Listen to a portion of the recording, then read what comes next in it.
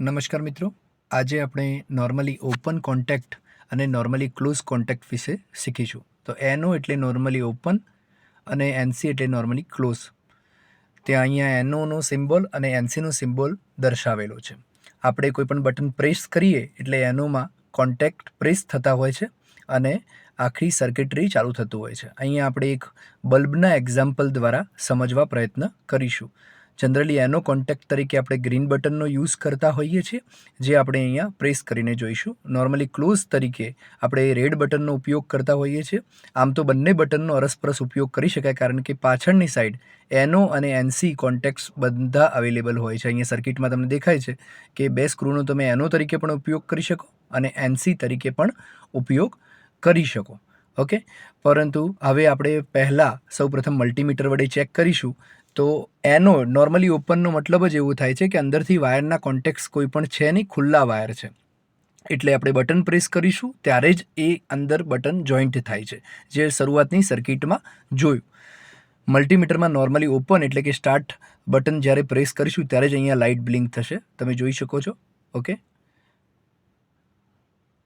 ફરીથી પ્રેસ કરીને ચેક કરીએ. ઓકે, હવે આપણે જ્યારે રેડ બટનનો યુઝ કરીશું ત્યારે બટનનો પ્રેસ કરવાથી લાઇટ ચાલુ થશે નહીં. બટન છોડી દઈશું તો લાઇટ ચાલુ રહેશે. જોઈએ.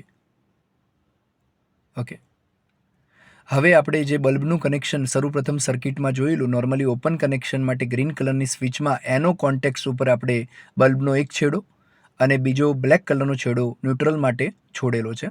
હવે આપણે કનેક્શન આપીએ છીએ. ત્યારબાદ આપણે સ્વિચ ઓન કરીશું. ઓકે, હવે સ્વિચ ઓન કર્યા બાદ બટન પ્રેસ કરીએ, બલ્બ ચાલુ થાય છે. બટન છોડી દઈશું, બટન પ્રેસ કરીએ. તો આવું કરતાં આપણને દેખવા મળે છે કે એનોનો શું યુઝ છે. હવે આપણે એનસી ટર્મિનલ માટેનું જોઈએ. અહીંયા લાલ અથવા ગ્રીન કોઈ પણ લાઇટ વાપરી શકાય, પરંતુ આપણે સ્ટોપ બટન માટે રેડ લાઇટનો જ યુઝ કર્યો છે. અહીંયા તમે જોશો તો કનેક્શન આપણે ફેઝ અને ન્યુટ્રલનું એ જ પ્રમાણે કર્યું છે, ખાલી એનસી ટર્મિનલમાં આપ્યા છે વાયર.